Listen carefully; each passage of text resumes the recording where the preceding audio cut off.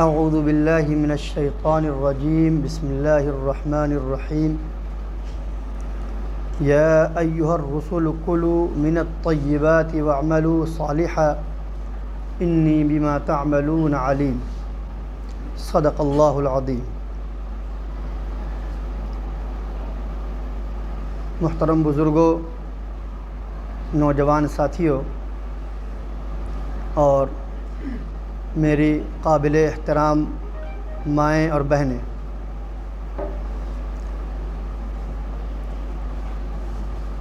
سورہ مومنون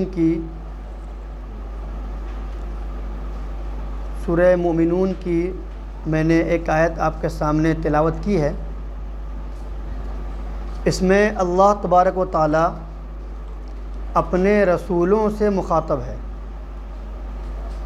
اور رسولوں کو مخاطب کر کے کہہ رہا ہے کہ اے میرے پیغمبروں، اے میرے رسولوں، تم حلال کھاؤ، پاکیزہ کھاؤ اور نیک اعمال کرو، اور تم جو بھی عمل کرتے ہو میں اس سے اچھی طرح واقف ہوں۔ یہ آیت ہمارے لیے درس اپنے اندر رکھتی ہے، یہ سبق رکھتی ہے کہ جب اللہ تبارک و تعالیٰ نے اپنے پیغمبروں کو، جتنے بھی پیغمبر ہوئے ہیں، اپنے اپنے وقت میں اپنے اپنے زمانے کے لحاظ سے ہر ایک پیغمبر کو یہ حکم دیا تھا کہ اے میرے پیغمبر، اگر تم یہ چاہتے ہو کہ نیک عمل کرو تو پھر اس کے لیے تمہیں حلال روزی اختیار کرنی پڑے گی۔ اگر حلال روزی نہیں ہے تو پھر تم نیک عمل کی تمنا مت کرنا۔ اس آیت نے بتلایا ہے کلوا من الطیبات واعملوا صالحا، پاکیزہ کھاؤ اور نیک عمل کرو۔ مفسرین نے لکھا ہے کہ اس کا مطلب یہ ہے کہ صالح غذا صالح اعمال کی پرورش کرتی ہے، یعنی اگر انسان اچھی غذا کھاتا ہے، حلال کھاتا ہے، پاکیزہ کھاتا ہے، صاف ستھری کھاتا ہے، تو پھر اللہ تبارک و تعالیٰ اس کو نیک اعمال کی توفیق دیتے ہیں۔ غذا کا، لقمے کا حلال ہونا بہت ضروری ہے۔ اگر ہمارے پیٹ کے اندر ایک لقمہ بھی حرام کا ہے تو آپ یقین مانیے کہ ہماری عبادتیں قبول نہیں ہوتی، ہماری دعا قبول نہیں ہوتی۔ اللہ کے پیارے نبی صلی اللہ علیہ وسلم نے ایک حدیث شریف میں اس کی وضاحت فرمائی ہے، ان اللہ طیب ولا یقبل الا طیبا، اللہ پاک ہے اور وہ پاک چیزوں کو ہی قبول کرتا ہے۔ اللہ خود پاک ہے، اور جب وہ بندے کی طرف سے کوئی چیز پیش کی جاتی ہے تو جو صاف ستھری ہوتی ہے، پاکیزہ ہوتی ہے، پاک ہوتی ہے، اللہ اسے ہی قبول کرتا ہے۔ اگر آپ چاہیں کہ حرام مال کا صدقہ کر دیں، اللہ قبول نہیں کرے گا۔ دوسروں کا پیسہ لے لیا اور کسی غریب کی مدد کر دی تو یہ جائز نہیں ہے۔ اس کے بعد اس حدیث شریف کے اندر یہ آیت پڑھی جو میں نے آپ کے سامنے پڑھی ہے کہ رسولوں کو اللہ تبارک و تعالیٰ نے یہ حکم دیا ہے، اور رسولوں کے ساتھ ساتھ تمام مومنوں کو بھی یہی حکم ہے، یا ایھا الذین آمنوا کلوا من الطیبات واعملوا، یا ایھا الذین آمنوا کلوا من طیبات ما احل اللہ۔ مختلف جگہوں پر یہ حکم دیا گیا ہے کہ جو اللہ نے حلال کیا ہے، پاکیزہ ہے، اسے کھانا ہے۔ اس کے بعد اللہ کے پیارے نبی صلی اللہ علیہ وسلم نے ارشاد فرمایا، جو بہت زیادہ ہمارے لیے عبرت کی بات ہے، اس کے اندر فرمایا کہ ایک ایسے سمجھو کہ ایک آدمی ہے جو حج کے لیے آ رہا ہے، دور دراز کا سفر اختیار کرتے ہوئے۔ کہاں جا رہا ہے؟ مکہ۔ ارادہ کیا ہے؟ حج کرنے کا۔ کتنی بڑی عبادت ہے، لیکن اور اتنی لمبی مسافت سے جا رہا ہے، اتنی دور دراز کا سفر کر رہا ہے کہ اس کے سر پر غبار ہے، کپڑے اس کے میلے ہو چکے ہیں چلتے چلتے۔ ایسی حالت میں انسان بہت قابل رحم ہوتا ہے اور اس کی کیفیت بہت اچھی ہوتی ہے۔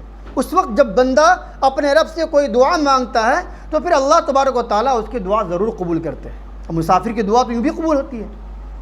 لیکن اللہ کے رسول فرماتے ہیں کہ ایک آدمی اتنی لمبی مسافت طے کر کے آتا ہے اور وہ حرم شریف کے اندر ہے اور وہ کہہ رہا ہے یا رب یا رب، یعنی ہاتھ اٹھا کر اپنے رب سے دعائیں کر رہا ہے لیکن وملبسہ حرام ومأکلہ حرام ومشربہ حرام وغذی بالحرام فأنی یستجاب لہ، لیکن اس کا کھانا حرام ہوتا ہے، اس کا پانی حرام ہوتا ہے، اس کا لباس اور پہناوا حرام ہوتا ہے، اور اس کی غذا، اس کی جو پرورش ہوئی ہے وہ حرام مال سے ہوئی ہے، تو اللہ تبارک و تعالیٰ اس کی دعا کیسے قبول کرے گا؟ آپ اندازہ کر سکتے ہیں، حرم شریف میں جا رہا ہے، حج کی نیت سے جا رہا ہے، لمبی مسافت سے ہے، مسکینیت کا عالم ہے، لیکن اس کے باوجود چونکہ اس نے حرام روزی سے مال کما رکھا ہے، اپنے جسم کے اندر حلال لقمہ نہیں ڈالا، حرام ڈالا، تو اللہ تبارک و تعالیٰ اس کی دعا قبول نہیں کرے گا۔ دعا قبول نہیں ہوتی اور عبادت قبول نہیں ہوتی۔ ایک حدیث میں اللہ کے پیارے نبی صلی اللہ علیہ وسلم نے ارشاد فرمایا، کل لحم نبت من سحت النار اولی بہ، جسم کا ہر وہ گوشت جو حرام مال سے پلا ہو وہ جہنم ہی کا زیادہ مستحق ہے۔ آپ اندازہ کیجئے کہ اگر ہم نے حلال مال سے نہیں بلکہ حرام مال سے اپنے بچوں کی پرورش کی، اپنے بچوں کے حلق کے اندر حرام مال ڈالا، خود حرام مال کھاتے رہے، تو پھر یہ مت سمجھیے کہ جنت اتنی آسان ہے کہ صرف کہہ دیا لا الہ الا اللہ اور محمد الرسول اللہ اور ہم ڈائریکٹ جنت میں چلے جائیں گے۔ نہیں، آپ نے جو یہ غلط کام کیے ہیں اس کی سزا بھگتنے کے لیے آپ کو جہنم انتظار کر رہے ہیں، آپ کو پہلے وہاں جانا ہوگا، پھر اللہ تبارک و تعالیٰ وہاں دھلائی کر کے صفائی ستھرائی کر کے پھر آپ کو جنت میں بھیجے گا۔ کیونکہ مسلمان ہیں تو جنت میں ضرور جائیے گا، لیکن گندگیوں کی اور اپنے گناہوں کی سزا پا کر اگر اللہ چاہے تو یہ بھی معاف کر سکتے ہیں، اللہ تبارک و تعالیٰ کا فضل ہو تو معاف کر سکتے ہیں، ورنہ عدل اور قانون یہی ہے۔ تو میرے بھائیوں، بہت زیادہ چونکا دینے والی بات ہے یہ، اور غور کرنے کی بات ہے کہ ہمارے معاشرے میں آج حرام مال کا بہت دور دورہ ہو گیا، بہت زیادہ پرواہ ہی نہیں ہے کہ حرام مال کھائیں کہ حرام کھائیں، بس پیسہ آئے کیسے آئے کوئی فکر نہیں، جہاں سے آئے کسی کا لوٹ لیں، چوری کر لیں، غصب کر لیں، رشوت لے لیں، رشوت دے دیں، یا جو بھی ڈکیتی کر لیں، کسی طریقے سے جو بھی کوئی کام کر رہے ہیں بس آنا چاہیے۔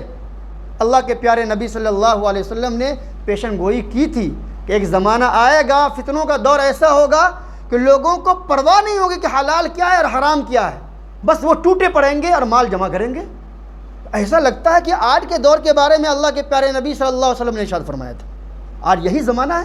آپ جدھر دیکھیے لوگ پیسہ کمانے کے چکر کے اندر کیا نہیں کر رہے ہیں، وہ کیا کچھ نہیں کر رہے ہیں، ایمان تک بیچ رہے ہیں، اخلاق تک بیچ رہے ہیں، اور سب سے قیمتی متاع اپنے ایمان کا سودا کر رہے ہیں، رشوت دے رہے ہیں، سود لے رہے ہیں، جھوٹ بول رہے ہیں، گناہ کے کام کر رہے ہیں، بس پیسہ آنا چاہیے۔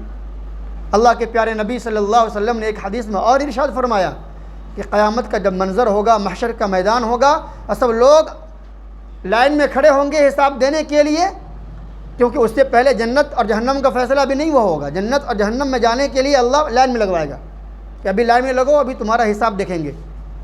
چنانچہ 5 سوالات کیے جائیں گے بندوں سے، اور اگر ان 5 میں سے کسی ایک کا بھی بندہ اگر جواب نہیں دے پائے گا تو حدیث شریف کے الفاظ ہیں کہ اللہ کے سامنے سے انسان کا قدم اٹھ نہیں سکے گا، ان کو دینا پڑے گا۔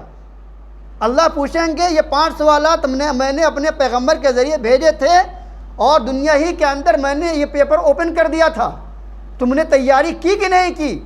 دنیا میں کوئی ایسی یونیورسٹی نہیں ہے، کوئی ایسا ادارہ نہیں ہے جو پیپر کو آؤٹ کر دیتا ہو پہلے ہی، لیکن اللہ تبارک و تعالیٰ نے اپنے پیغمبر کے ذریعے، پیارے پیغمبر کے ذریعے ہم پر رحم کرتے ہوئے یہ 5 کوسچن پہلے ہی آؤٹ کر دیے ہیں کہ اس کے بارے میں تم سے سوال ہوگا۔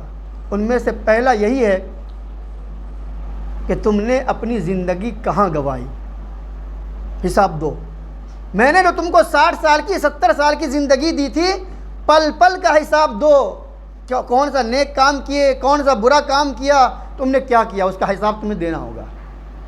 پھر خاص طور پر نمبر 2 پر یہ سوال ہوگا تم نے اپنی جوانی کہاں خرچ کی۔ جوانی کا جو مرحلہ ہوتا ہے وہ انسان کی طاقت کا ہوتا ہے، وہ اچھائیوں کا ہوتا ہے، برائیوں کا بھی ہوتا ہے۔ خاص طور پر انسان وہ پوری نوجوانوں پر امت کا دار و مدار ہوتا ہے، مستقبل ہوتا ہے، وہ اگر بگڑ جائیں تو امت بگڑ سکتی ہے، وہ اگر سدھر جائیں تو امت سدھر جائے گی، اس لیے خاص طور پر جوانی کے بارے میں پوچھا جائے گا۔ اس کے بعد یہ پوچھا جائے گا کہ تم نے مال کیسے کمایا، کن ذرائع سے کمایا، آیا حلال طریقے سے کمایا یا حرام طریقے سے کمایا، اس کا مجھے جواب چاہیے۔ اور پھر یہ بھی سوال ہوگا کہ تم نے مال اگر حلال طریقے سے کمایا تو پھر خرچ کہاں کیا؟ آدمی کماتا بھی ہے، بہت محنت کرتا ہے، لیکن اللے تللے اڑاتا ہے جہاں پایا۔ آج افسوس کی بات یہ ہے کہ امت مسلمہ کا مال جہاں زیادہ خرچ ہونا چاہیے وہاں کم خرچ ہو رہا ہے، اور جہاں کم خرچ ہونا چاہیے وہاں زیادہ خرچ ہو رہا ہے۔ مکان بنا رہے ہیں، کروڑوں روپیہ خرچ کر رہے ہیں، بال بچوں کی شادی ہو رہی، کروڑوں روپیہ خرچ لٹائے جا رہے ہیں۔ لیکن اگر کوئی مسجد کی تعمیر کا مسئلہ آ جائے، کوئی اچھے اسلامک اسکول کا مسئلہ آ جائے، اچھا ہاسپٹل کا مسئلہ آ جائے تو پیسے نہیں نکلتے ہمارے پاس سے۔ تو صحیح مصرف پر بھی پیسہ خرچ کرنا ہے۔ اس کے بعد آخری سوال یہ ہوگا کہ اللہ نے جو تمہیں علم دیا تھا اس پر تم نے عمل کتنا کیا۔ صرف علم کافی نہیں ہے، اگر وہ علم عمل میں نہیں آیا، اور اگر مجھے معلوم ہو گیا کہ حرام، جھوٹ بولنا حرام ہے، یہ علم مجھے علم ہو گیا، تو کیا ہم جھوٹ سے بچے؟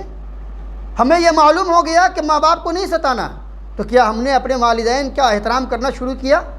تو جو علم آپ کے اندر آئے اس پر عمل کرنا، اس کے تقاضوں پر عمل کرنا ضروری ہے۔